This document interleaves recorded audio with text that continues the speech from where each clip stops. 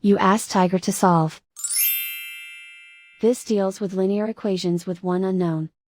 The final result is x equals -15/4.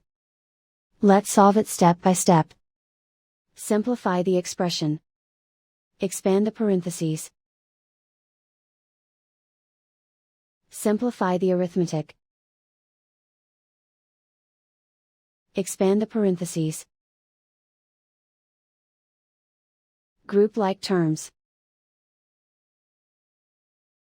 Simplify the arithmetic. Group all constants on the right side of the equation. Add 15 to both sides. Simplify the arithmetic.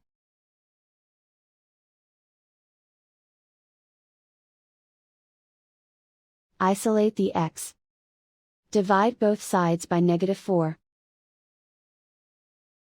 Cancel out the negatives. Simplify the fraction. Move the negative sign from the denominator to the numerator. And so the final result is x equals -15/4.